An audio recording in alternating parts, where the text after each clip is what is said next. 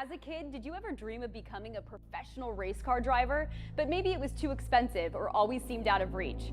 Here at Racing Prodigy, it is our mission to take those dreams and make them a reality.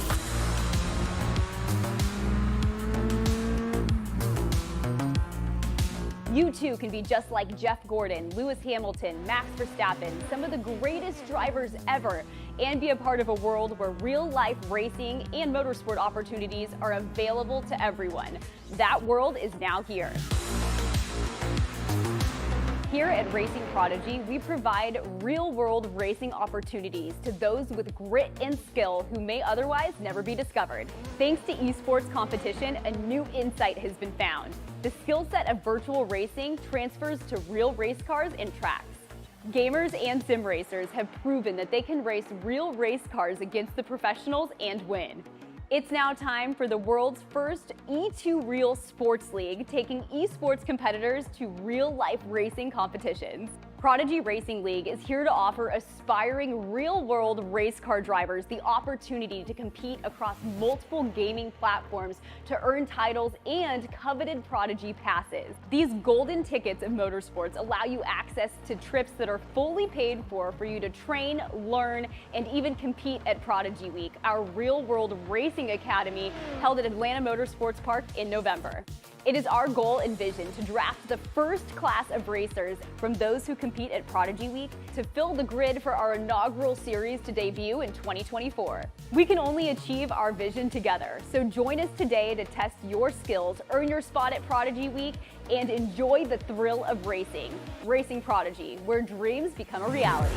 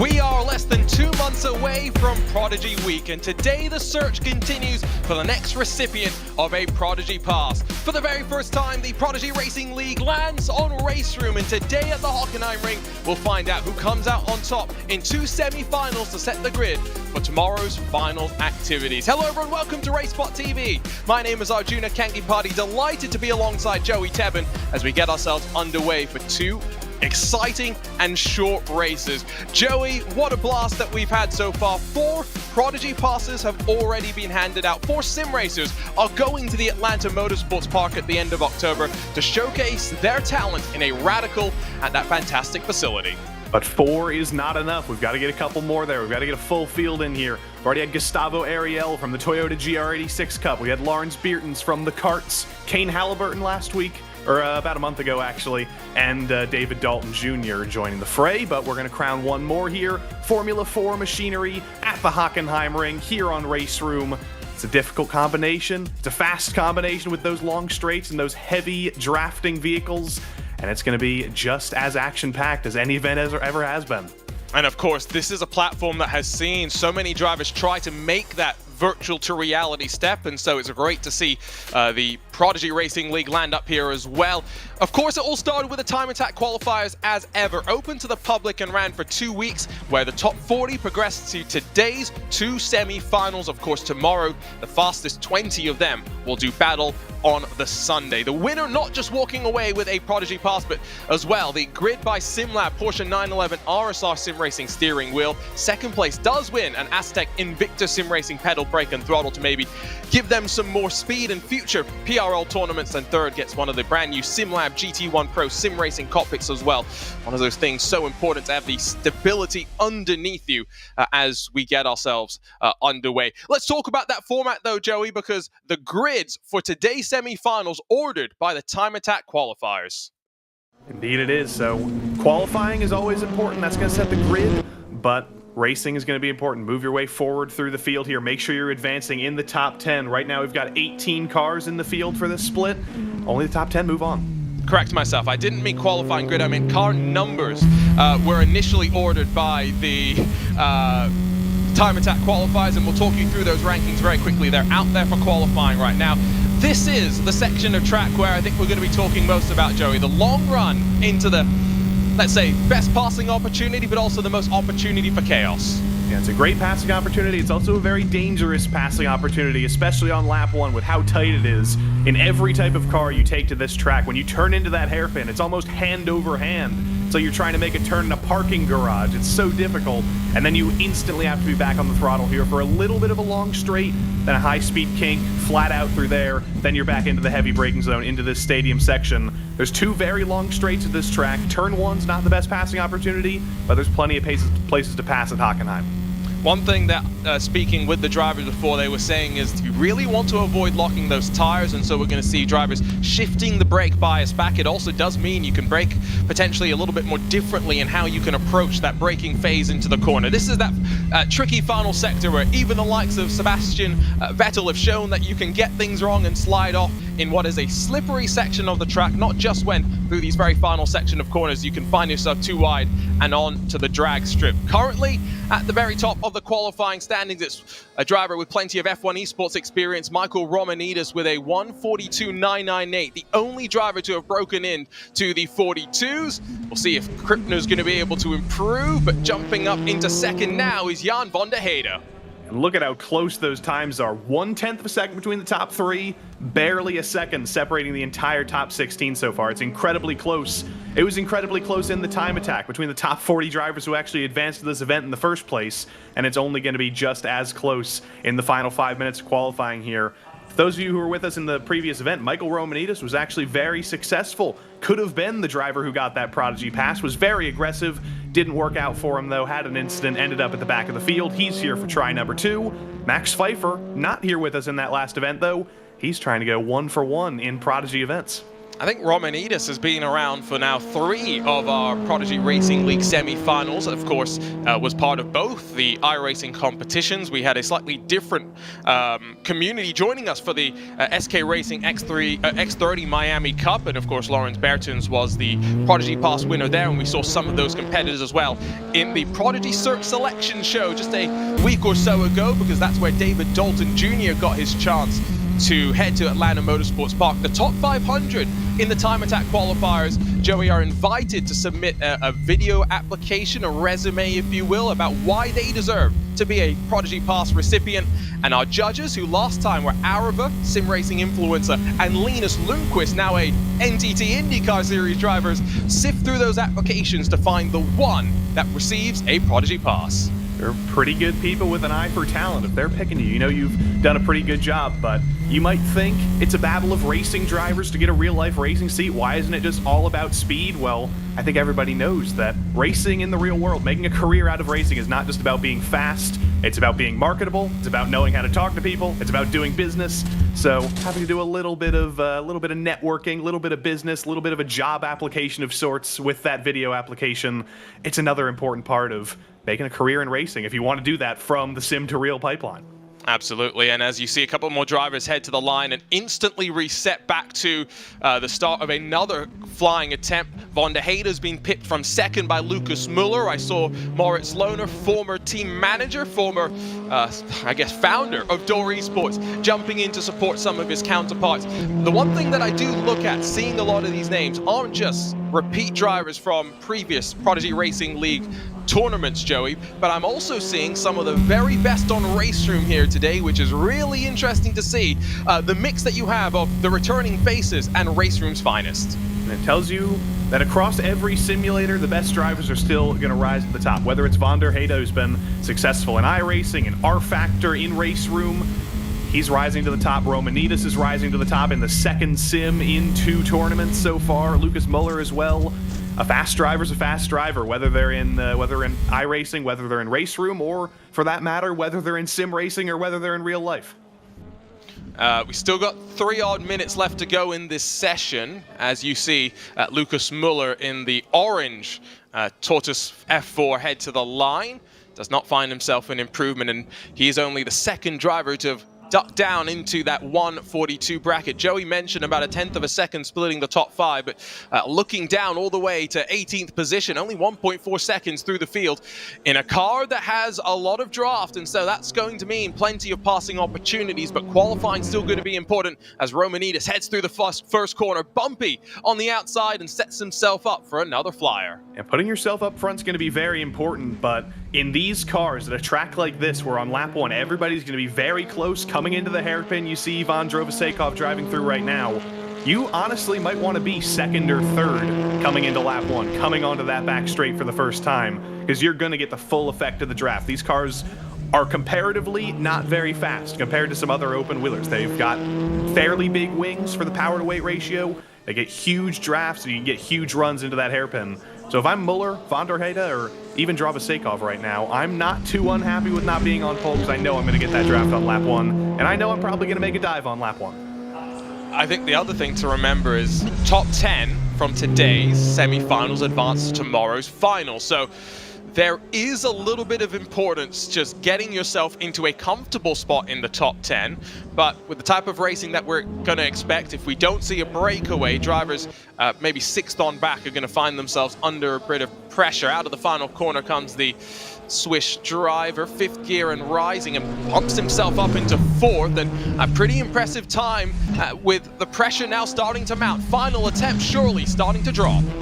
Have only about 50 seconds left on the clock, so if you started your lap now, you can finish it, but if you haven't, you're all out of luck. Michael Romanitas coming through the final sector here. So high speed, so high commitment. You go that little bit too wide, you end up off track and getting your lap disallowed. But Romanitas is going to come across the line here. Can he improve on his best?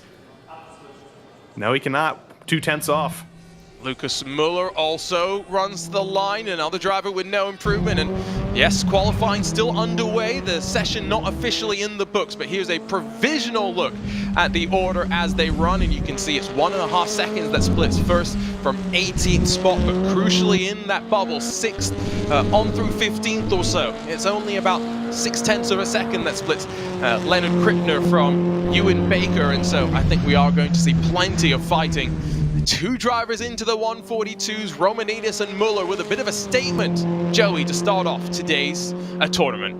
And we did all that talk about how qualifying doesn't necessarily matter. Well, qualifying does matter for your confidence. You want to be the driver who's up front, and you want to give yourself a very big buffer, because if you are 1st, 2nd, and 3rd, likely the only thing that's going to take you out of that top 10 is getting into an incident, is getting turned around.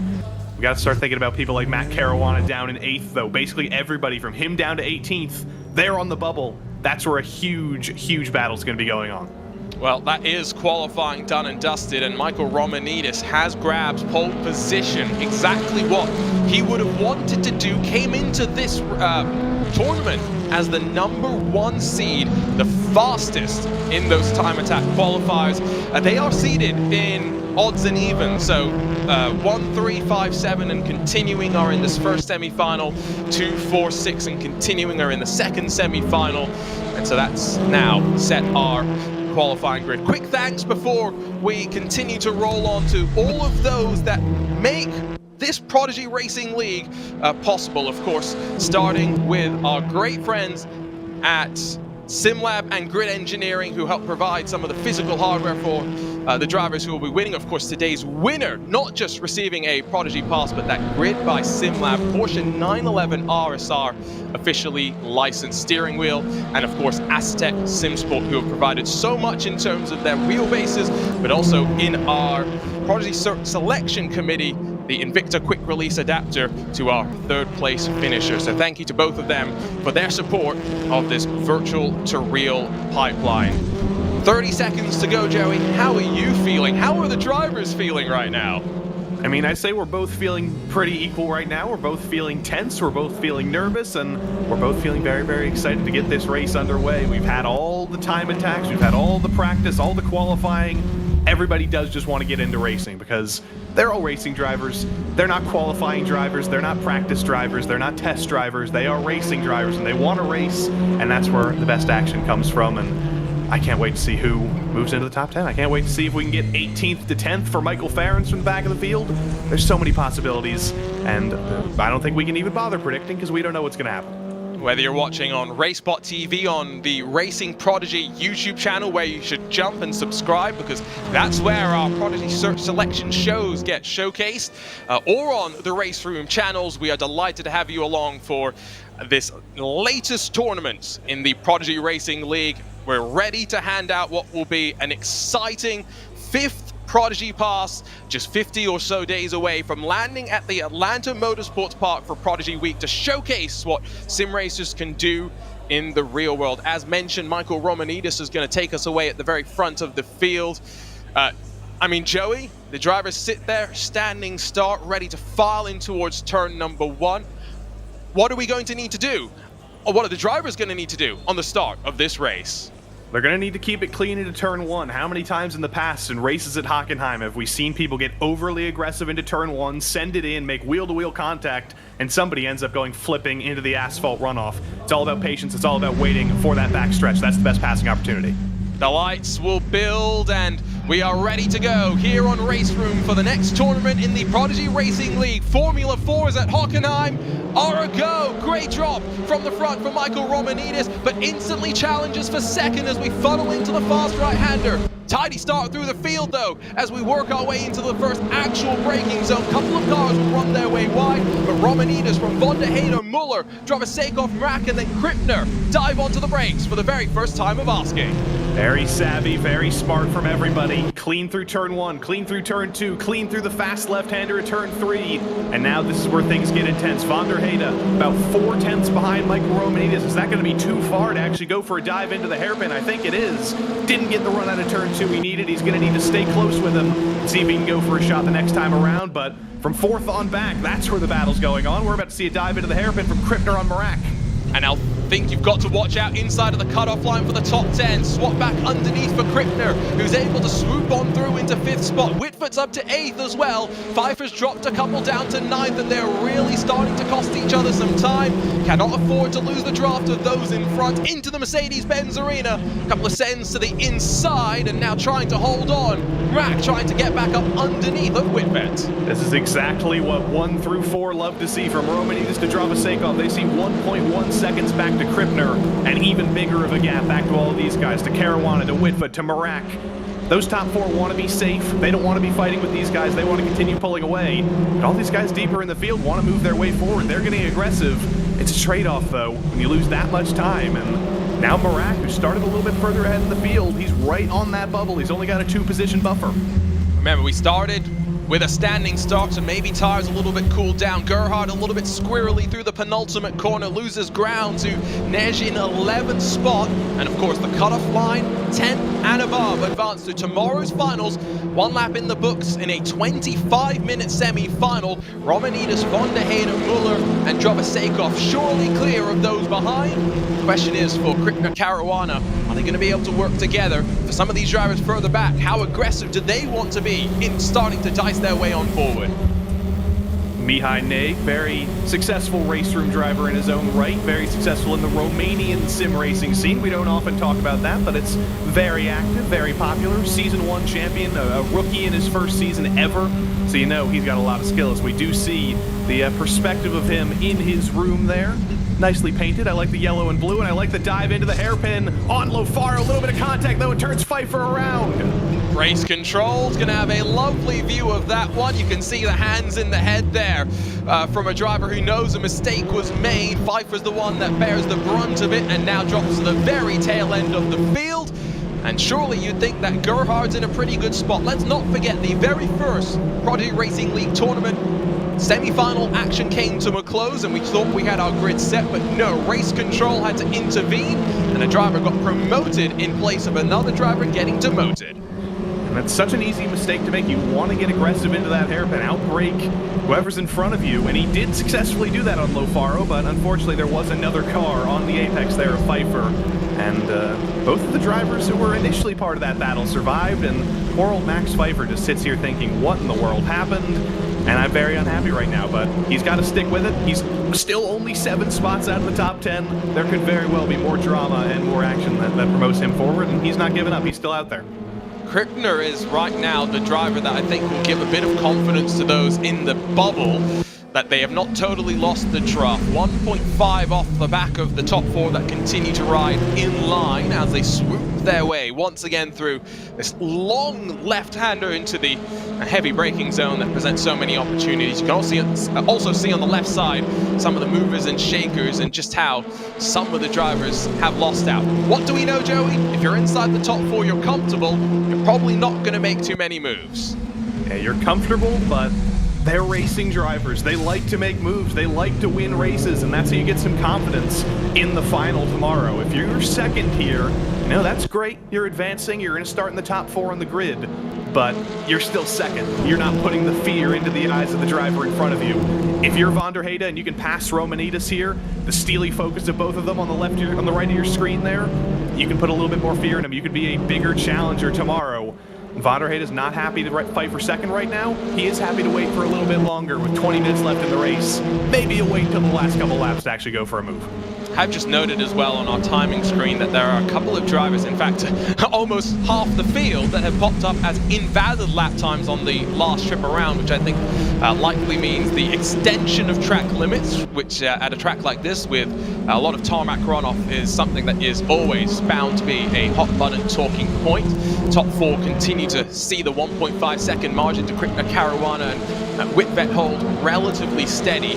What we are not seeing right now is Lorenz in 12th, close on Gerhard in 11th. Let's not forget that we expect for Nej to be there to be some sort of race control intervention at the end of this race. Gerhard would therefore cycle up into a top 10 transfer spot, and therefore Lorenz is the one, the impetus to start to work on forward.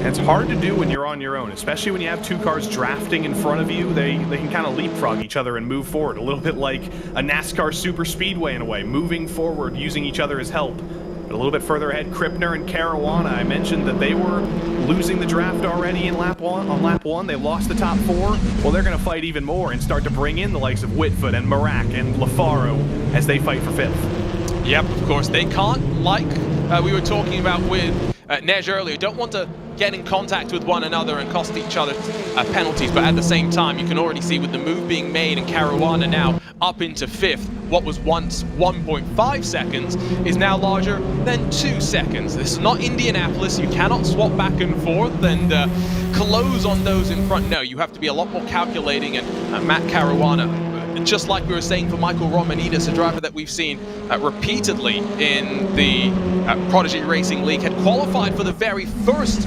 iRacing tournament but ended up not competing. We did see him in the Formula 1600. He's out there and in the top 5 position that he would need to advance to tomorrow. What did we learn though in the first 3 Prodigy Racing League tournaments, Joey, in terms of drivers just settling in the top 10? I feel like we learned a lot more from drivers who had to fight their way further back to work on forward. We learned 2 things. We learned that first and foremost, you can never give up. You can never think you're out of it, even if you are deeper in the field. You might not be able to pass your way into the top 10, but we've seen many, many incidents, many late race crashes that brought surprise people in. But Mihai Neg here knows he needs track position. If he's going to get a penalty, which he likely will from that dive that took out Max Pfeiffer, he's going to need to move a little bit further forward, and maybe hope to put a pad that won't get him removed from the top 10, and just keep racing for as long as he can to hold on to some amount of hope. In towards that hairpin with what? Under 10 minutes burned in this race, and there's still 15 odd minutes to go. These cars can run about 30 minutes on fuel, so there is no such concern there. It's going to be side by side into the chicane and into the hairpin, deep under the brakes on the outside, and Lofaro is going to be able to hold the spot and watches Gerhard just sits there, doesn't force the issue, wants to make sure that there's no further drama as the gap in front builds. Just riding back, saying, you know what, you guys can keep doing this. I've seen you come together once today, and they do it again. Neg and Lofaro come together. Gerhard goes through. Lorenz goes through as well. Not quite yet, but he might. There might be damage on Neg. Lofaro, I don't know how thrilled they'll be about that. You never want to have to visit the steward's room once in a race, and now Neige is going to have to do it twice in a race. That's going to be slightly awkward and uncomfortable. Gerhard did cycle through Lorenz, not into 10th, but surely into a somewhat decent spot. It's Ewan Baker in 12th that now has, what, about a second or so to close up to 11th to be able to potentially sneak on through into a final spot. All this while, by the way, Kripner, Whitvet and Caruana have not been fighting amongst themselves, Joey. They've understood what they need to do in this middle phase of the race. Riding in line, still pushing 100%. You can see them just on the limits of the Hockenheim track limits. They're still going 100% here, but they are backing off just a little bit in terms of battling. We know Caruana is very aggressive. We saw him in the iRacing event, the GR86, or in the F1600 at Okayama. One of the most aggressive drivers in the field, drove his way forward, made passes like we've seen from nobody else. But right now we're seeing a different Matt Caruana. We see him at the head of the field. We see Kripner behind him lifting, shaking the tires a little bit, getting some heat in. They're not thinking about racing right now. They're just preserving themselves for those final couple of minutes when the battle will really heat up. On board with one of the Door Esports contingent in the field, someone that only started sim racing about 3 years ago, has competed in the 24 Hours of Le Mans Virtual, where they finished in 4th position. ADAC GT Masters Esports Team Champion here on RaceRoom, competed in the DTM Esports Championship last year, won a trip to the boot camp, competed, got to test in a M2 Cup and an M4 GT4. And one thing that's worrying Joey with all of that experience, you know the other thing he likes to do? Commentate on sim racing. We might be out of a job soon. I did see that. That's worrying for us. We might need a German branch of Race Spot, though. You never know when that could happen. And if that does happen, Leonard Kripner, you're going to be first on the list, buddy. That's not bias at all. Yeah, he is doing a great job. And like we said, there are so many drivers here with experience in this RaceRoom platform. I mentioned Lucas Muller as well. He's taken over from Moritz Lohner as the team, I guess, manager for Door Esports. Has so much experience on R-Factor 2, where we go next in the Prodigy Racing League tournaments. That is underway right now, by the way. Head on to racingprodigy.com to learn a bit more. Has competed in F1 Esports Challengers going back before 2020. Set of course, SRO Esports, RaceRoom, so much success of his own as well. Has competed in iRacing, was in ESLR1 for FaZe and earlier this year on Rennsport. Has done some real racing at the Nordschleife as well. Yeah, we've definitely got some very, very stacked competition at the front right now. I think you may have listed every simulator in the world there. I think we hit every single one. I didn't say Live for Speed, so that maybe that's too old. Maybe Lucas needed to be born a little bit earlier. He's only 22 years young. Yeah, you're younger than me. Shocking. We didn't break out the Grand Prix legends. We know lots of drivers. I mean, there might be some drivers who have experience with that. We've got some folks who were alive in that time. We know that's where sim racing started. Basically, you used to race on your own computer, get your own timing, and compare that with your friends. But those were the dark days before we could actually race against each other. But they still made it work. Yeah, it's crazy to think how far sim racing has come, and it's always a big slide there for Lorenz on the entry into the stadium section at the end of the lap. Yeah, it's definitely come a long old way. Colt, Lofaro, and Parent all fighting for effectively now 13th spot. Up the inside from Parent on Bradley Culp, who's only been sim racing for about 3 months, been taking it seriously for about 3 weeks.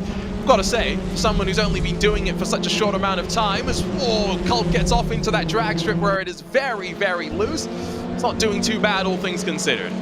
And he's had a little bit of pressure, a little bit of anxiety over the last 2 days. He didn't actually have a webcam that he needed to participate in this event, so he went on to Amazon, got one shipped overnight. I'm sure paid an absolute ton of fees to get it shipped here on time, but it did arrive.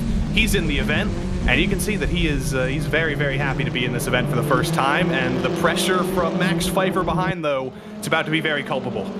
Oh, you just had to throw that one, slip that one in there, didn't you? It had to come eventually. Yeah, I'm sure we'll get a couple more puns out of Joey before the day is done. Yeah, and again, just shows the contrast, right? 3 weeks in serious sim racing versus, I listed the CV effectively for Lucas Muller.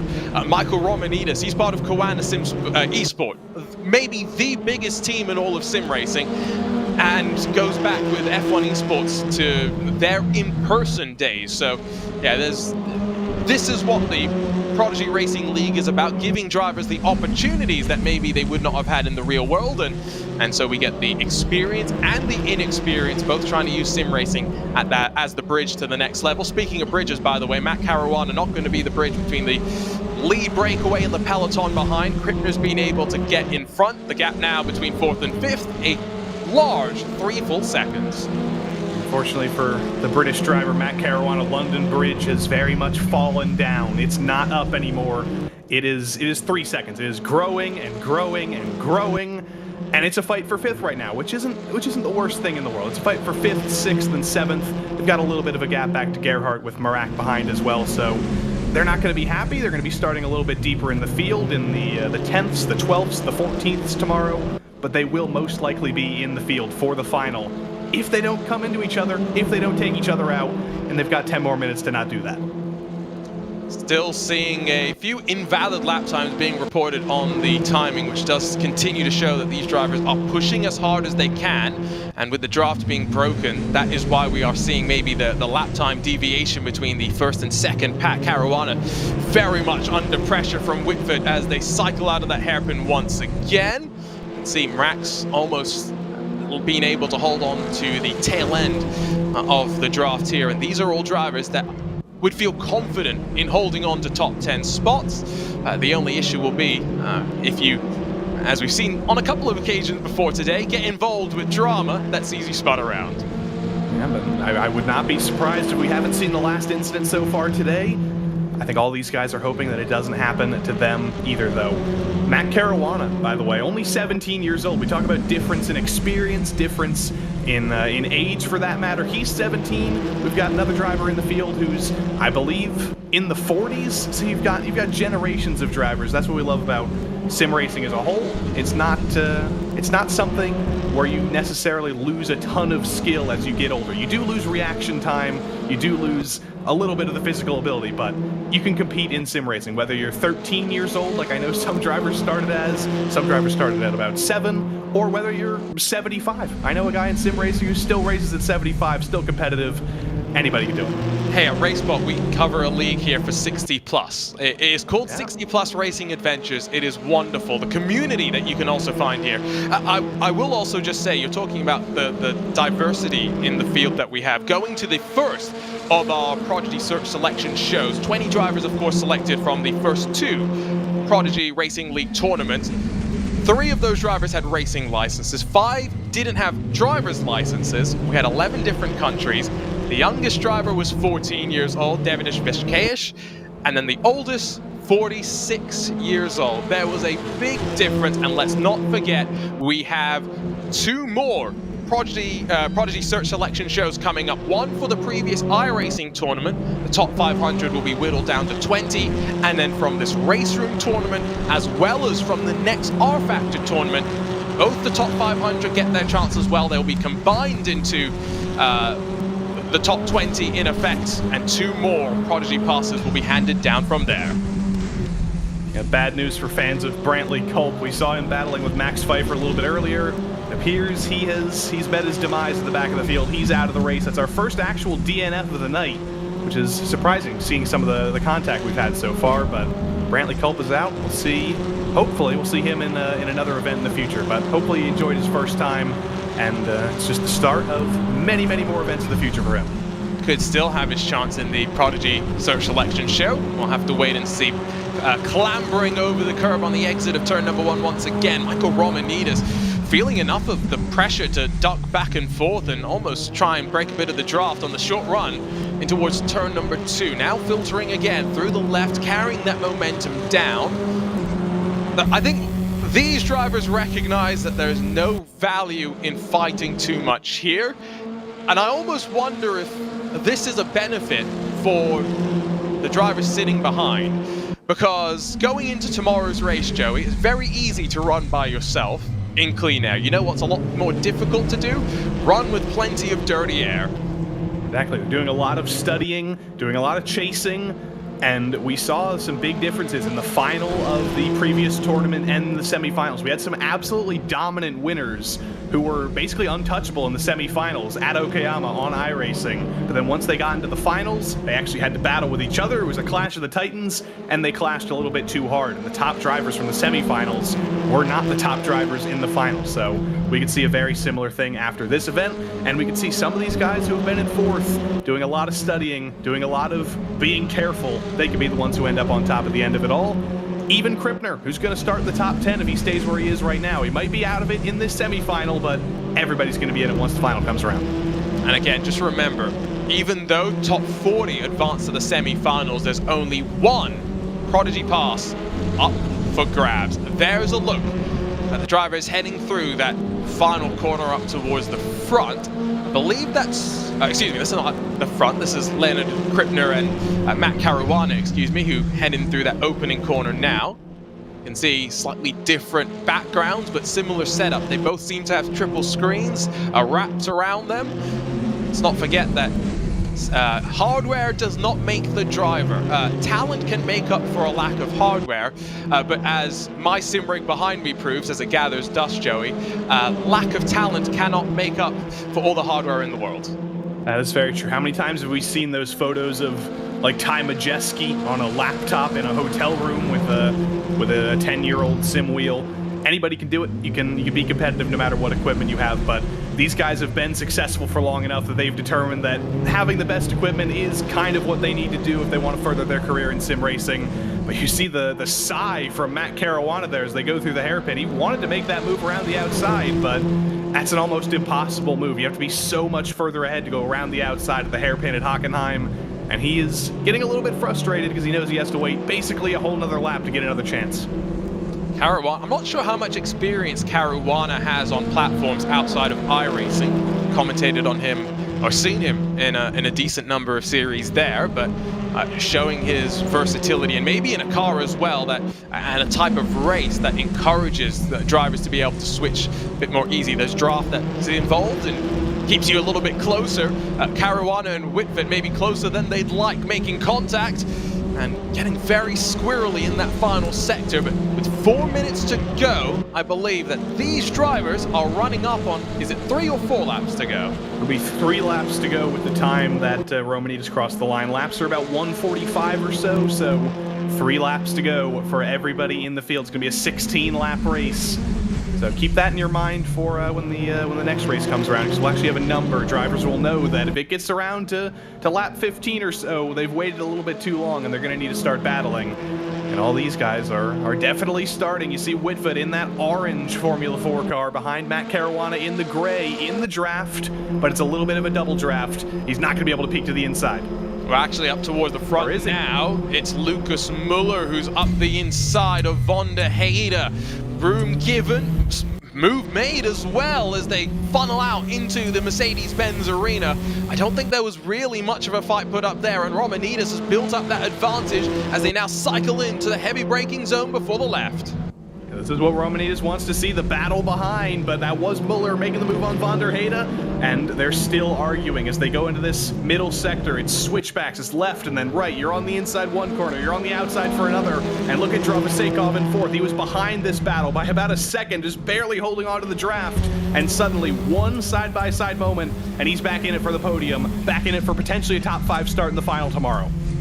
Who's going to be the most aggressive, though, of these drivers, knowing that the gap behind is big, but not big enough that a spin keeps them inside of the top 10. Let's not forget that there's still questions about whether race control will have something to say about not one, but 2 incidents for Nej in that 10th position. Could it be Lorenz and Baker that are fighting for the final spot in tomorrow's finals in this first semi-final action? The Gadachane Balish Esports driver of Dravosekov. I've talked about Door Esports. Balish Esports have also shown up in numbers as well. Like you said, was in danger of losing the draft earlier in this race, but has been able to bring it back down, and now, not the double, not the triple, the quadruple toe builds him towards the hairpin. It's going to be a pretty big draft for Dravosekov, but does he want to go for the move this time? Will he be able to, or is he going to be forced to be in his familiar position here, just riding in third, maybe just like his country of origin, is being a little bit neutral in this battle, hanging back, seeing what's going on, or not. He's going full attack, and he punts Lucas Muller into the hairpin. Muller keeps it going, but Van der Heyde gets off the worst there. I think Van der Heyde cycles back into third, but this, I think, is the danger with what we were talking about with moving the brake bias backwards. What does that do? Well, it means you have less of a chance of locking the fronts, but you slow down less efficiently. You take more distance to travel, but you're able to control the car laterally maybe a little bit better. It means if you miss your braking zone, what am I trying to say? In layman's terms, if you miss your braking zone, you may be going straight on. Yeah, you're out of luck, we can say that much. But they got very, very lucky there. That wasn't an incident like we saw a little bit earlier with Max Pfeiffer getting turned around. Everybody was able to keep it pointed straight, everybody survived, but you can only get away with so many incidents like that, and if that happens again, I don't think they'll be getting away with it, so we'll see what Dravosekov takes away. Will he be a little bit more conservative next time around? He might have to be, because he's basically lost the draft of third and second again. One final lap to cycle through then. Michael Romanidis is clear at the front. Still watching Kripner, Caruana, Whitvet for 5th, 6th and 7th. While behind them, I can tell you that Lorenz has been able to build up a bit of a gap to Baker for what might again be that final transfer into tomorrow's 30 minutes of action. I mentioned that we have about 30 minutes of fuel in this car, which means that, Joey, what was meant to be a 35-minute final like we've seen in some of the other tournaments, down to 30 for tomorrow.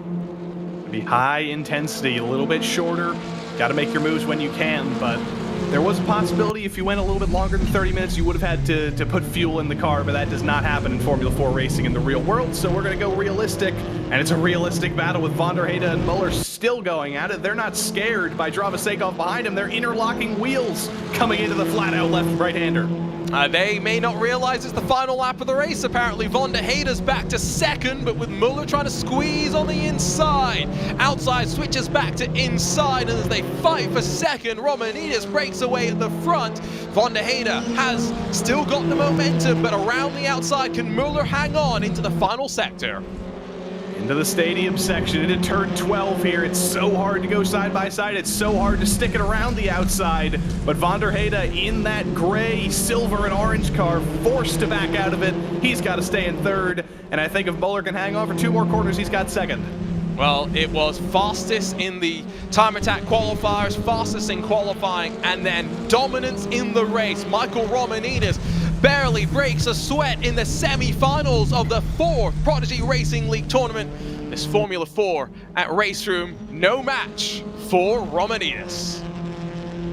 Wipe a couple of drops of sweat off the forehead, but not too much. He led from the very beginning, almost broke the draft on lap 1, got a little bit scared a little bit later as he was caught, but he didn't stress that much. He'll be stressing a lot more tomorrow, though, because, well, he'll be facing the winner of semi-final number 2, and everybody behind him once again. We'll get the results up now, as the drivers officially have all completed the race. It's Michael Romanidis, the race winner, but punching in all of that draft for those behind. Not the fastest lap. Instead, Lucas Muller second, Von der Heide third with the fastest lap, and Driver Sakov fourth to complete those drivers in that top 4 breakaway. Krippner in front of Caruana in the battle to the end, while Whitford, Mrak, and then Gerhard should all be somewhat safe in their spots in tomorrow's finals action. The question will remain as to those behind. Will Nej see race control intervene for not 1 but 2 penalties? Have to wait and see. Lorenz, Baker, Lofaro, they may just miss out. Maybe one of them squeaks on through, but Parent, Farrens, Pfeiffer, and Colt, unfortunately, are done for this RaceRoom Formula 4 action. That is one semi-final done. Like Joey, I think, alluded to earlier, we've still got the second semi-final to come. We'll hopefully grab a chat with some of the drivers before we go racing once again. But a little bit more action and intensity at the front than I was kind of expecting, Joey, and kind of what I assumed we were going to see a little further back. Yeah, I mean, I didn't expect that dive from Drobosakov into the hairpin. He was pretty safe in 4th. He didn't seem like the driver who was going to go for that dive, but he did. And I do wonder if he might run into some trouble with the stewards as well. He didn't take anybody out. He did end up being the loser in his own move, but he did make contact with Muller and Von der Heide, so we'll see if he does survive to the final tomorrow. And we'll see if Neg survives to the final tomorrow in that top 10. Lots of stewarding things to happen in the stewards' room. Not on track, but because of what happened on track.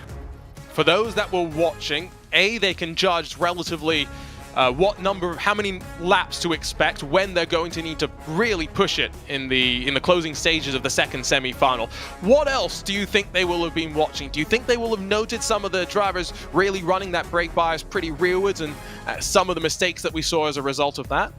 That seems to be what most of the drivers in the field are doing. We heard from some of the drivers before the race that they are moving it back a little bit so they can be a little bit more aggressive into the braking zone, so they can not turn and brake at the same time, because that's a fast key to a lockup, but you can be more aggressive. You can send it in a little bit deeper, but if you are battling with another driver, if you're a little bit too deep, that's where Collision Central comes in. That's how you can lose your P10 or lose your top 10 finish off of the track.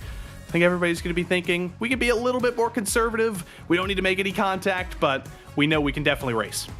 Let's see if we can have a chat with semi-final 1 winner Michael Romanidis, and hopefully he's able to hear us and he's standing by to have a chat. Michael, a dominant performance from you in qualifying, one of 2 drivers to break into the 42s, and then also in that race itself. Talk us through your emotions now, just in a great spot heading into tomorrow's finals. Yeah, thank you. Yeah, I mean, the result couldn't have been any better, obviously, with P1. Well, for tomorrow it might be P2, all pole position, so we have to wait and see for semi-final 2. Yeah, not quite as dominant as it may have seemed. Yeah, in qualifying, had to pull out a pretty decent lap, about a 10th of my PB. I knew other people may have been a little bit quicker going into that quali, but of course, in the 10 minutes, managed to put in a semi-decent lap, I would say. And then in the race, probably proved a little bit crucial, as even though with a slipstream, I think Jan didn't want to go for a move really into any opportunities, which he had pretty much every lap into the hairpin. And then every half chance I saw to break the slipstream, I tried to take it, as you may have seen with all the weaving. But yeah, in the end, I think with a couple of moves towards the end of the race, maybe they saw that P2 would be the maximum for them. So yeah, I think I saw a couple of interesting moves into the hairpin towards the end, which ultimately made my last 2 laps, I think, a little bit more pleasant. You've, of course, been a part of the first 2 iRacing Prodigy Racing League tournaments. What have you kind of learned from those experiences? What have you carried forward into this tournament on RaceRoom? Not too much, to be honest. A lot of it is brand new for me, because this game I'm not really familiar with. So that's the biggest weakness, I would say. In terms of pure speed, I think I can be there on any game, but yeah, it's some details on every game that are a little bit different, especially with the quali procedures, the race procedures, and whatnot. The racing in general is a little bit different. And yeah, I would say that was not the best race for me, but it was thankfully enough. And yeah, let's see tomorrow. As you said, maybe third time's the charm, but tried a couple of times now. Let's see if it works out tomorrow. Well, if that wasn't your best, I can't wait to see what we can expect from you tomorrow, Michael. Congratulations on a almost flawless semi-final. We'll see you tomorrow for the final. Thank you. Always great to talk to Michael Romanidis from that Coanda Esports outfit. Joey, the drivers in that second semi-final are getting ready to roll for qualifying. A little bit worrying if Michael Romanidis says that A, that was maybe not as easy as it seemed, but B, that was also not him at his best. Yeah, that's terrifying, but I think we're gonna have some terrifying drivers in this field as well. Some dominance, and remember, you said the splits were made by the sort of a zipper effect. The top 40 were split number one went in split number one, second place went in split number two, then third, fourth, blah blah blah, so on. So we've got some of the top drivers in this split as well. Similar split of talent, and they're going to all blend together in that final. But we've got to find those 10 drivers who are going to advance. And once again, I can't predict who it's going to be. We didn't see the top 10 drivers in speed go forward because of incidents. Anything could happen, and it could get even crazier. What we did see is, while there were some incidents and slight shuffling, 1, 2, 3 positions in either direction, we didn't see the big swings like we did see in our previous iRacing tournament, where some drivers were able to start towards the back and cycle up into a final spot. I feel like the car, the braking balance that we're talking about so much, the way this track is playing out into a race, it's not that easy to work your way on forward. No, it's a little bit of a step up from the last event. We were kind of a level below on the racing ladder previously. It was the F1600 at Okayama, a short track, long straights. It was a little bit like a road course pack race mixed with a go-kart race. And this is one step forward. We're on the Formula 1 ladder with Formula 4. We're at a grade 1 track at Hockenheim. It's a little bit more of a normal race, so to speak, where it is much more difficult to move forward, but you never know what could happen. If you have a bad qualifying, we have one of the best drivers with a bad qualifying at the back of the field, we could very well see a great drive forward. Just a reminder, if you're not watching us on the Racing Prodigy YouTube, head over there, subscribe. We've got 2 of the Prodigy Search Selection shows coming up, as Racing Prodigy, aligned with the sim racing community, is trying to build a pipeline to give those who maybe do not have the opportunities but are deserving of those opportunities step up. We are 51 days away from landing at the Atlanta Motorsports Park for the start of Prodigy Week, and today the 5th driver is going to be confirmed to be heading out there. As mentioned, qualifying 2 underway. I'm just looking at some of the times right now. You've got the likes of Marco Pejic, Alessandro Ottaviani that are rolling, but that's on the other side of a quick break. Don't go anywhere. We'll be back with semi-final number 2. What should you expect at Prodigy Week? Well, as a Prodigy Pass recipient, lots of seat time. We're going to put you on a skid pad, autocross course, kart track, on a sim using SimLab, Grid, and Asetek Sim Sports equipment. But most of your seat time will be in the Radical SR1 race car on the main track at Atlanta Motorsports Park. Now, you'll have a pro coach review onboard video and data. You'll work with PitFit Training, who trains IndyCar and NASCAR drivers. You'll work with Dr. Nick Molinaro, who helps pro athletes perform under pressure. You'll be interviewed, but don't worry, you'll get media training by DKC, and we're going to live stream it all on Racing Prodigy's YouTube channel, with behind-the-scenes look into how it all goes down. We're going to open it all up, share setup information, data, and more, because we're here to provide access and opportunity.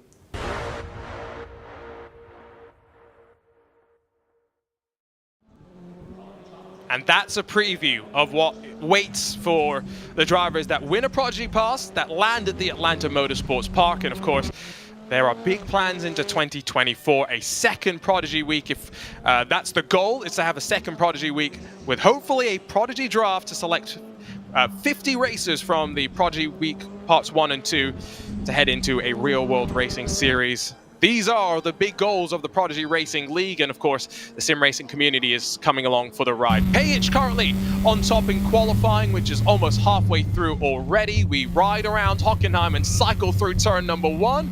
The Mercedes-AMG Petronas esports driver looks calm and focused, but that's every esports driver. Pretty much, and before this event, we got information about every single driver. We got sort of their bios, we got their past And Marco Pajic essentially has a book. He's like Elvis Costello. He wrote the book for us. And it all starts in the early days of sim racing. Remember I mentioned Grand Prix Legends before multiplayer sim racing even really existed? Well, this guy was on Grand Prix 3 on a PC, on a keyboard, just like me with F1 2013, and then slowly moved up from R Factor 1 to R Factor 2 to F1 Esports to ESL R1 to Rensport to RaceRoom here as well. It's been a full journey of sim racing. You can only imagine what kind of stories this guy has, and you can only imagine how many different physics models he's had to adapt to over the past 20 years. He's a lovely person as well, just to chat with. I can tell you that myself, having had the pleasure of meeting him. Has competed in so many big series. I was talking about Muller earlier, and all the different platforms. You can basically do that with Marco as well, who's competed in, again, the Virtual Le Mans 24 Hours with so much success as well.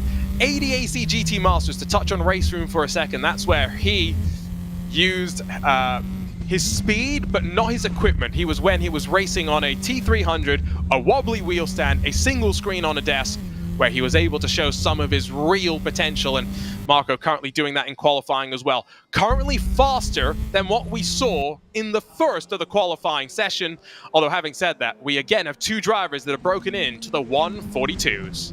Just for the record, I also compete in sim racing with a very wobbly wheel stand and a 24-inch single screen on my desk, so I'll be waiting for my call from Toto Wolff. Yeah, we'll put you into a test against Marco and Jarno Ottmeier, and we'll see how you fare. How about that? Only 3 seconds off the pace. Here's Alessandro Ottaviani, the Veloce Esports driver, another driver, FIA, WTCR Esports, ADAC GT Masters, so much on this platform that we've seen him do, and he's able to find some time, but not going to get in front of Marco Pajic. He's still half a tenth of a second away from the 42.885 that Pajic has been able to punch on in. I don't feel anyone is beating that. No, I don't think so. I think he might have to wait until tomorrow to be beaten, but he's very, very, very, very closely followed by the rest of the top 4. Even down to the end of the top 17 is separated by 1 second. I think that's closer than in semifinal number 1. And even 18th and 19th, they're barely out of 1 second. It's 1.1 seconds separating the entire top 19 so far. Already seen a couple of Door Esports drivers finish in the top 10 of semi-final 1. Here's Florian Haase to add to the contingent of blue and white. A quarter of a second or so off. 5th behind the likes of Mosen, Rosen, and Ottaviani. Here's Adam Pinches, who has competed in the Arnage pink and white colors on occasion in the past. He's about half a second off, and once again, you just see just how bouncy the outside of turn number 1 truly is. I want to touch on one driver who we saw in the Prodigy Search Selection Show, Connor Fisk, someone that, Joey, I know stood out to you in the driver bios that was submitted, someone that did DoorDash during their first year of college to pay for their sim rig, took that the next level the year after that, was a mechanic for their local race team to pay for their karting. Someone that will do whatever they need to go racing. And that's DoorDash in Utah, where they've got a couple of cities. You're gonna be driving miles and miles on the highway to be doing DoorDash in Utah. You're gonna be suffering through the desert. So he's done a lot to get here. So even if he doesn't make the top 10, we still owe all of our respects to Connor Fisk, and I hope everybody who ordered Red Robin and Dairy Queen from him gave him some very, very large tips for the pain he had to endure. Joey is no longer welcome in the state of Utah. Here's Yuval Rosen, who shows that, again, you can have a wheel mounted on a desk with a monitor maybe slightly further away than what you'd have if you're on a sim ring, and you can be quick. He's only a tenth and a half currently off of Marco Pajic, and cycling through that final sector, he's trying to just bring as much speed out of the car as possible, but I think ran a bit wide and invalidated the lap time. I think there may have been a slight issue there. He's not very happy with what happened there, and I think that will be qualifying coming to an end in about 30 seconds. An understandable driver at the top with Marco Pajic, but I see some of the drivers down at the bottom of the field who I think are definitely going to be moving forward. Gutsy in 13th place right now. Look for him in the top 10, and lots of progress to be made forward. 1.1 seconds for 18 cars. That's insane. It is going to be another wild one. We did see breakaways, let's not forget, in that first race, but they did not come immediately.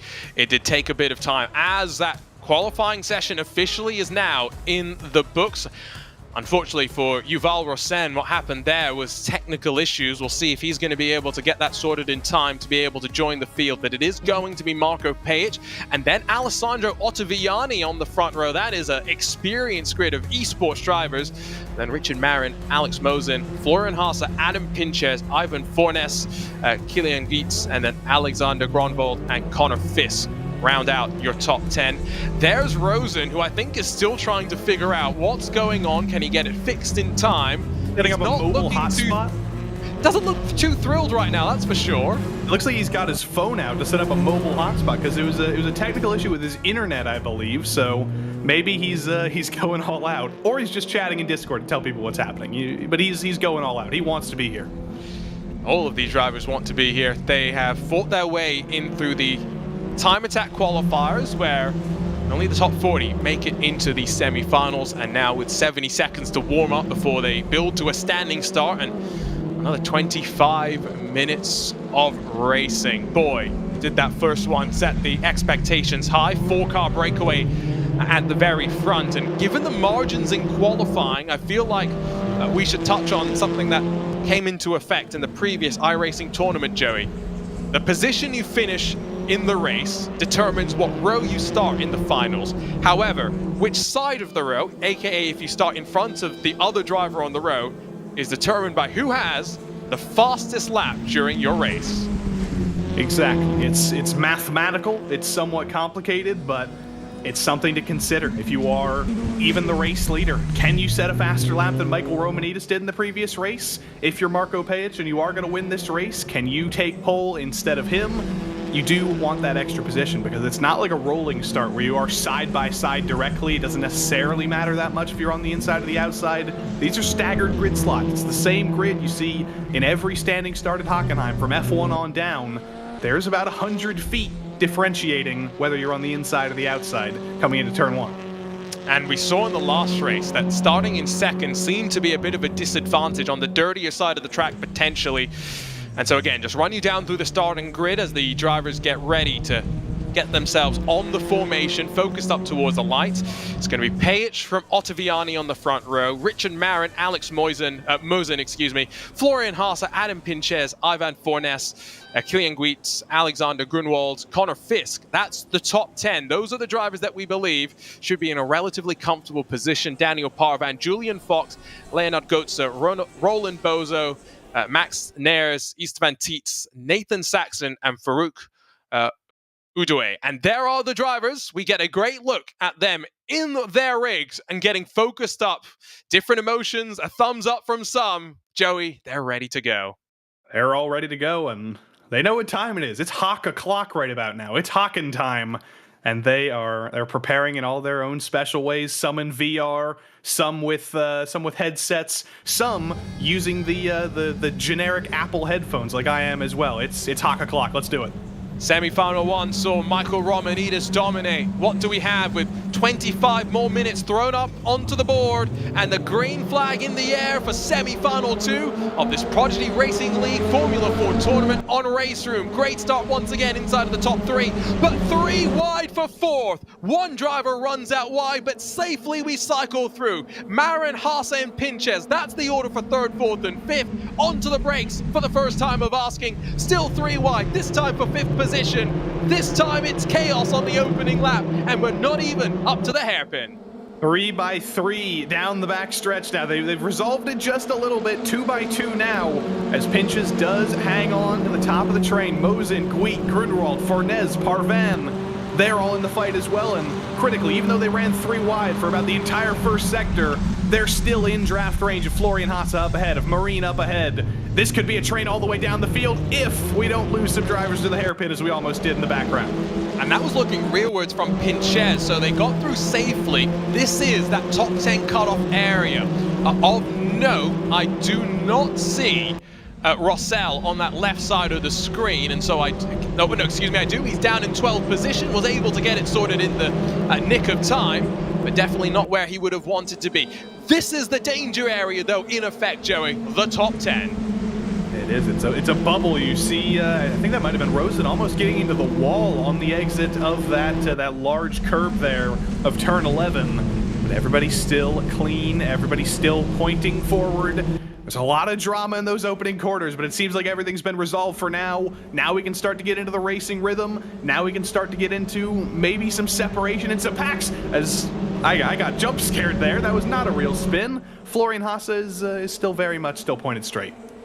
End of the opening lap. All 20 cars still only split by about 19 machines, I should say, split by about 6 or so seconds. So the draft is funneling through the field, but there's once again a chance of a top 4 breakaway if it plays out in the way that the leaders will want. I did see that in our Racing Prodigy YouTube chat, some of the Mazda Racing family are here to support Nathan Saxon, who's currently racing in the Spec MX-5 Challenge in the real world, with 12 years of iRacing experience that carried him there. Here's Connor Fisk, though. All those DoorDash hours, all those mechanic hours to be able to go karting, and now just outside of the top 10 and a chance of tomorrow's finals.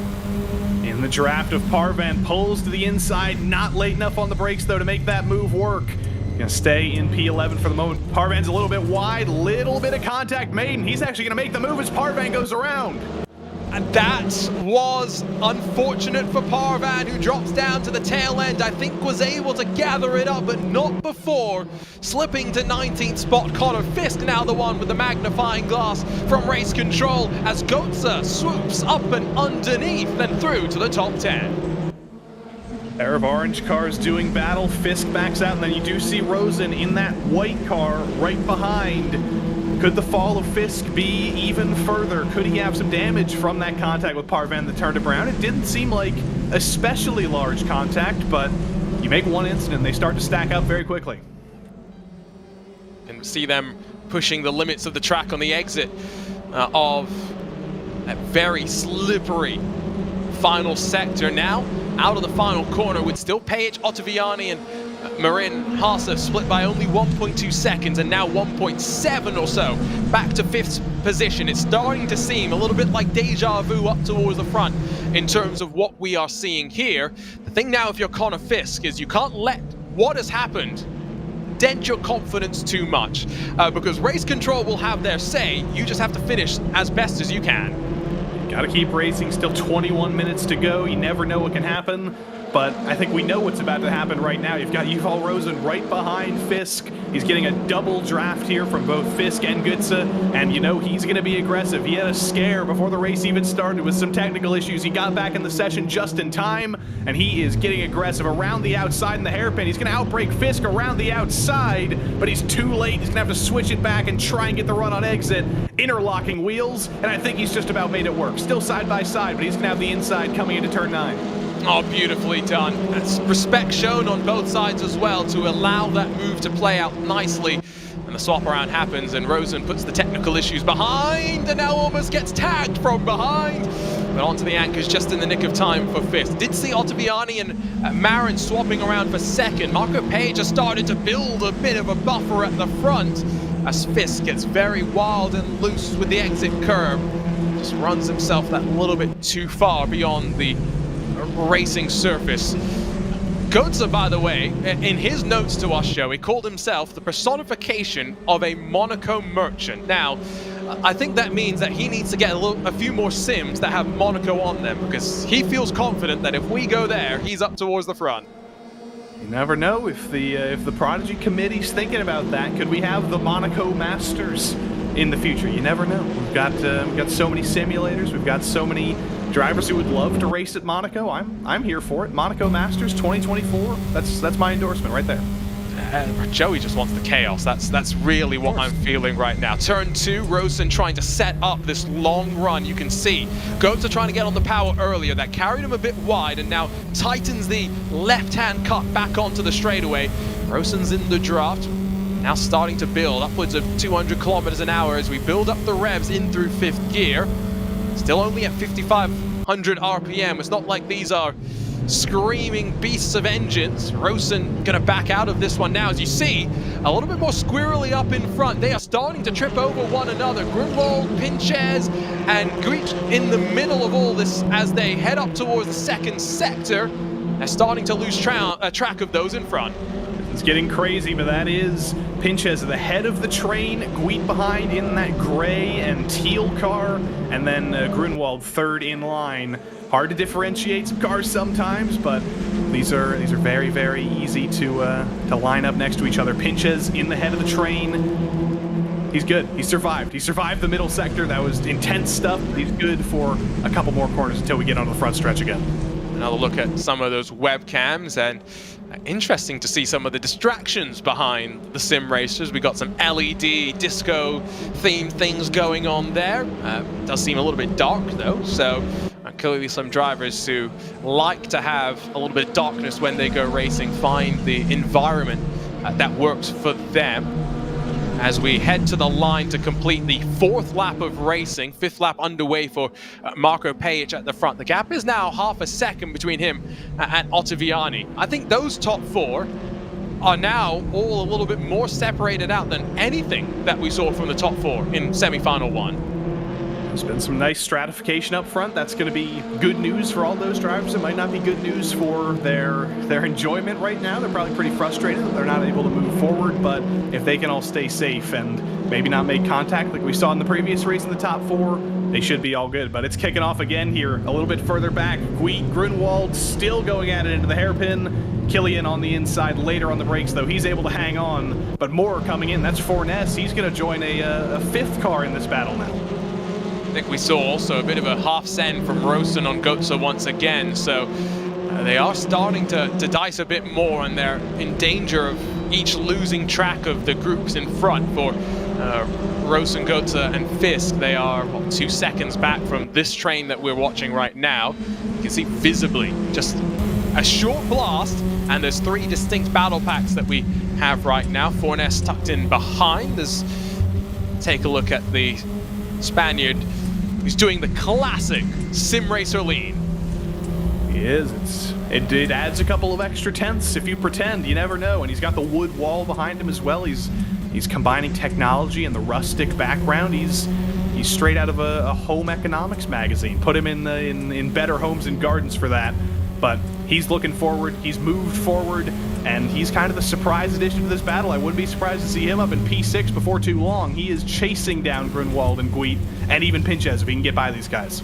Yeah, so many manufacturers now have, supported esports programs and tournaments.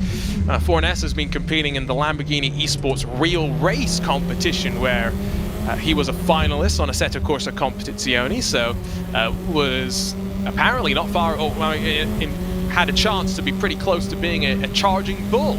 We'll see how much of the bull he'll break out tomorrow in the finals. Don't think we'll see the elbows out too aggressively for these drivers so much. Although, having said that, Grunwald swaps back underneath, doesn't dive deep under the brakes, but releases them just enough to slip on past the fellow Formula Ford. But now the fight back off the corner, they continue to fight to lose each other more time.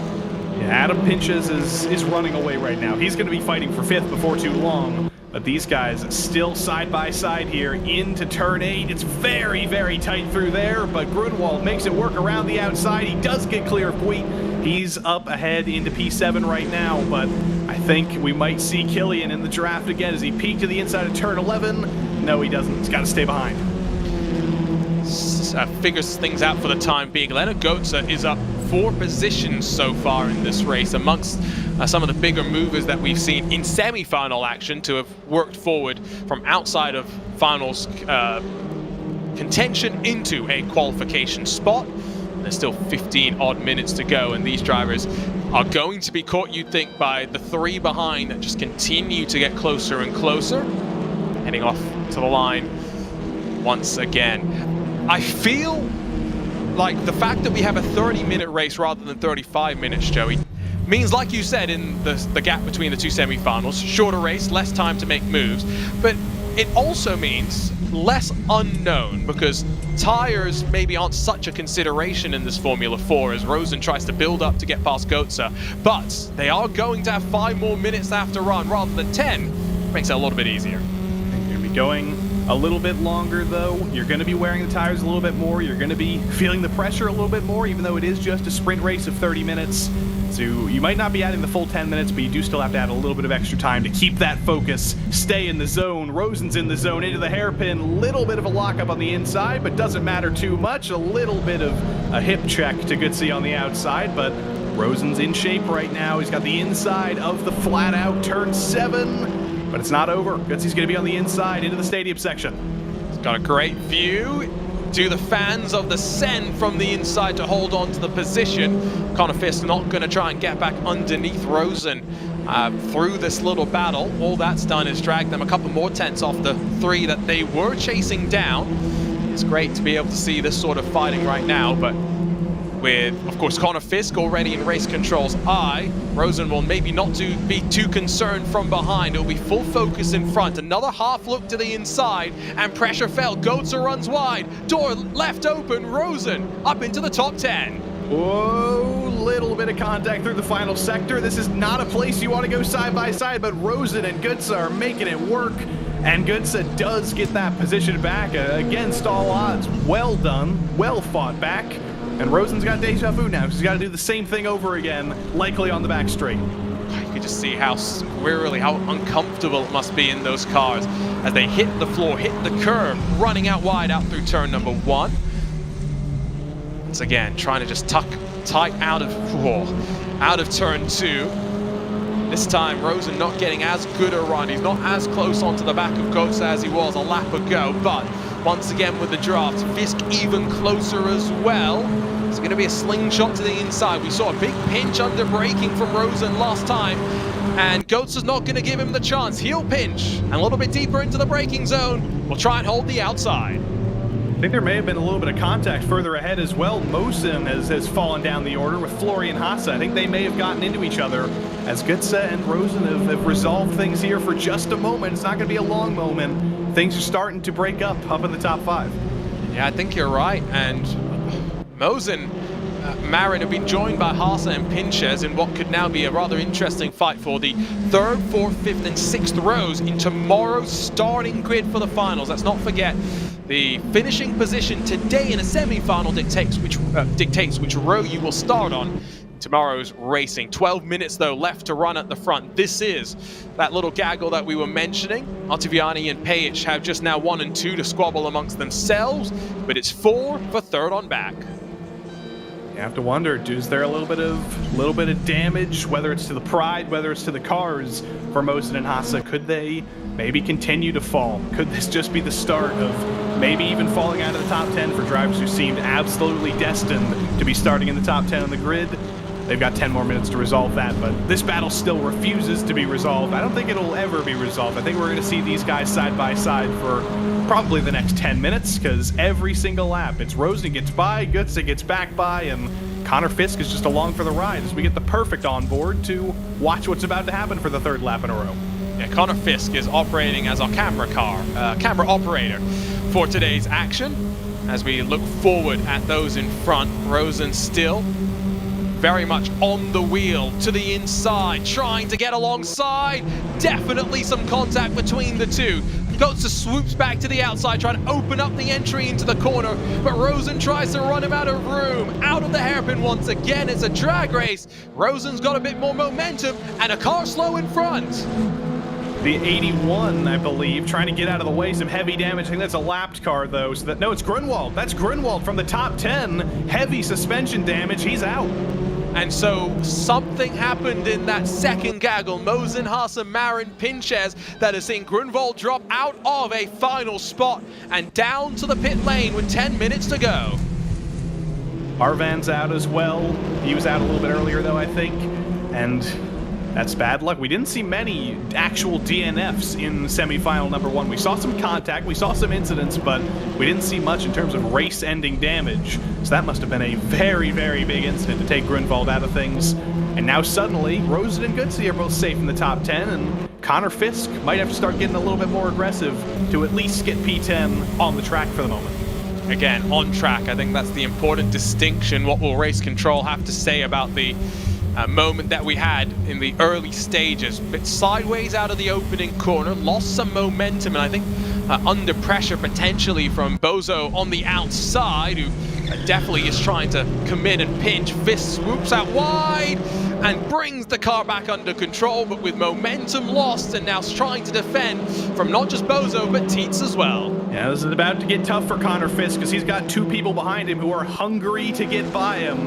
And he's got a little bit of damage on the car, a little bit slower in a straight line, and we might just be 3 wide to the hairpin as here comes Istvan Tatuus in that gray and white and blue car. Fisk later on the brakes, but there's the switch back from Bozo.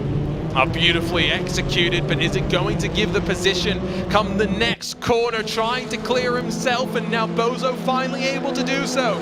Fisk down to 12th, and if Istvan Tatuus can get to the inside, he might be able to make the pain even worse. Not going to be able to get the move done just yet. The slide back for Connor Fisk at least prevented for the time being. Roland Bozo, by the way, in terms of notes, said that has only been sim racing a couple of years, mostly in touring cars, so a bit out of his comfort zone, is a bit sideways there. And you can't use the right foot to save a Formula 4 like you can a touring car. Also says he does some amateur autocross in the real world. Really interesting to see where these drivers find their hobbies bringing them. The old parking lots of Hungary, they're doing some good autocross over there. I've done a little bit of autocross in the US here, and it's certainly a stepping point to get into real racing. It's not necessarily racing, so to speak. It's just a time trial, driving through cones in a parking lot. But if you want to get some real experience behind the wheel of a car, controlling a real vehicle instead of just a simulated vehicle, we do see a lot of drivers using autocross as sort of a training ground to combine with sim racing to get into a real racing career. It's one of those places as well where you have less emphasis on the wheel-to-wheel, so you have more emphasis on car control and making sure that you're making the most out of it. Here's going to be potentially at least 2 wide, if not 3 abreast, in towards the hairpin. Guit's got the lead with Fornes, and now Rosen tucked up behind. Goats are in the mix as well. Fornes gets pushed wide, escorted off the track. That was a little bit rude. Just a little bit, and you do have to think about incident points here. There is an incident limit, but it is fairly high. It's 30 incident points that gets you kicked out of the race. Incident points are fairly similar to some other simulators you may be aware of. You get 1 incident point for going off the track, 4 for car contact, and 2 for loss of control. It's going to be very, very hard for anybody to reach 30 incident points, but if you are abusing the track limits a little bit too much, you do have to think about that number. Absolutely, and it's why I called out in semi-final 1 that there were a lot of invalid lap times that we saw. We'll have to keep an eye on that. Just a reminder as well that these drivers do have a bit of pressure to make sure they have the fastest race lap that they can, because again, finishing position dictates which row you start on for the final, but which position on the row, either in front or behind, is determined by which semi-final driver on the row had the fastest race lap. So it means a bit of work for our stewards to go and tot up the numbers and order the grid, but emphasis for the drivers to get the most out of the race, not just in positions, but lap time as well. Hope that you can get a little bit of a draft potentially. Hope that you can get some of the quadruple drafts that we can see in the trains here. Like if you are Goodsey, for example, at the back of this train, you're getting a quadruple draft coming into the hairpin, and you're going to be very, very quick so you can keep it on the road. Fastest lap right now is a 1:43.3. That came from the leaders, but if some of these guys can get an absolutely triumphant draft, they could be up there as well, and that's going to help a lot when you're starting deeper in the field. The outside once again, long way around, but maybe a better place to get some momentum on corner exit, or a great place to get a bit of a switchback as Fornes tries. Drama behind. Rosen's had an issue out of the top 10. Connor Fisk has gone on through. Bozo and Tatuus are now 11th and 12th positions. 5 minutes to go. The top 10 still in flux. Fisk and Bozo, Fisk back up into the top 10 for the moment. Bozo trying to switch it back. Look at Tatuus as well. Suddenly, one of these guys is going to advance instead of this being a battle for 11th, because Rosen is not entirely out of it. He's still about a second back, but might have damage, might be struggling right now. And suddenly, Connor Fisk has the ultimate pressure on him to try and hold off the 2 Hungarians. There's action everywhere, and it bodes well for tomorrow's final. Remember, 1 p.m. Eastern, join us for the 30 minutes of action that we will have, not 35 as we've had for a couple of our other previous tournament finals. It is 30 minutes to account for the reduced fuel capacity of these cars. Connor Fisk runs a little bit wider through that final corner as Bozo tries to go tighter, gives the momentum to the American heading off towards the line. Remember, we still don't know what race control has to say. Connor Fisk has got to fight as though he is in a final spot right now. Bozo, Tatuus, and Rosen, the three that are trying to rip it away. And looking at my timing screen right now, if you look throughout the entire field, all the drivers who are still out on track right now, all 17, only 6 of them did valid laps the previous time around. They're all playing with those incident points. They know they have a buffer. They know they can run off a little bit more and still be within the limit of the rules. It's the final 3 minutes. You've got to invent a new Hockenheim, basically.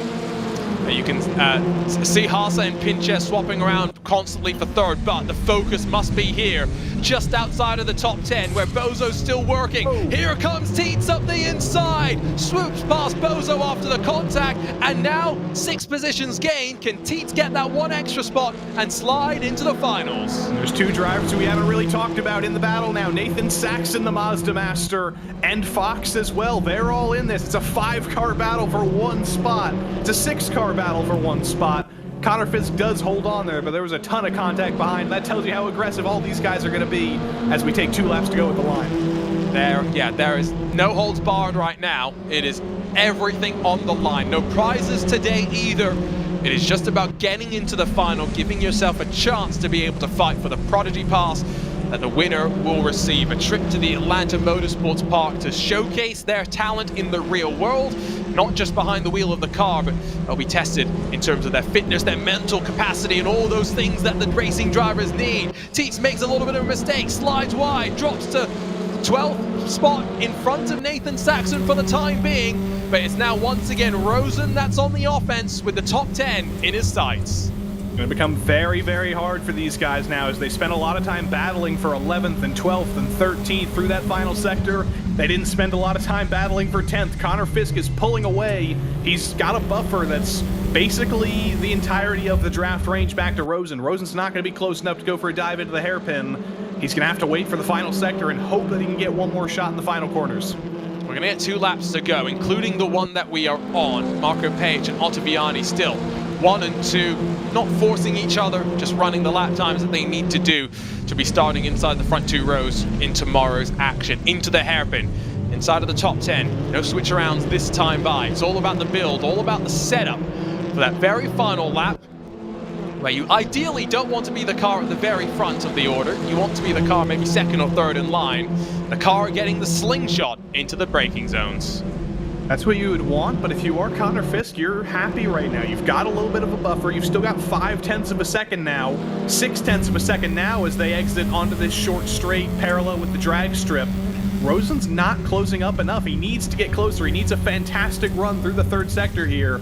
Maybe be within about 0.4 of Connor Fisk if he really wants a shot into the hairpin on the final lap here. 1 final lap for them to go after the technical issue for Yuval Rosen, able to put it behind him as 1 more lap. 1 more trip around Hockenheim to try and get on merit into the top 10. We'll have to wait to see what race control has to say come the end of this one. Fisk tries to break the draft. Not sure if I'd do that in a short run in towards turn number 1. Aggressively through that opening corner. Look how much they're trying to push. They've scraped the entire floor off of these cars with the amount of sparks we're seeing, but Rosen is close enough. He has closed that gap down through the 3rd sector, and he's going to have a fantastic chance here. Even with that little bobble, he's going to have the full effect of the draft here, down the back straight, and he is going to go for a dive into the hairpin. I can guarantee you that much, no matter how far back he is, whether it's the inside or the outside, Rosen's about to throw it all at Connor Fisk. Is he going to have to come from another postal code? Is he going to force Fisk into a mistake? It's a tight line from the American into the hairpin, who runs wide, misses the apex. Rosen gets the elbows forced out wide, and now maybe with a broken car. Tatuus comes on through, Saxon as well. There's Fisk has been disqualified. Frustration all around. Connor Fisk has been disqualified. He's reached the incident limit, I think, with that contact. He's out of the top 10. Tatuus is suddenly the last car in the top 10 with Rosen's damage. Incredible stuff. And you know what?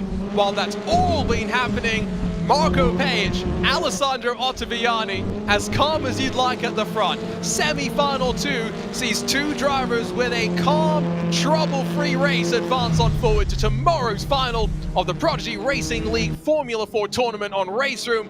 Marco Page matches up with Michael Romanidis pole position and then a flawless victory from there.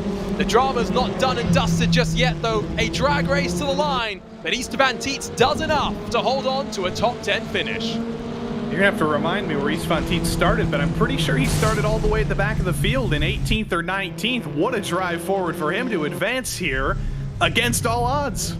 Incredible stuff, 7 positions gained.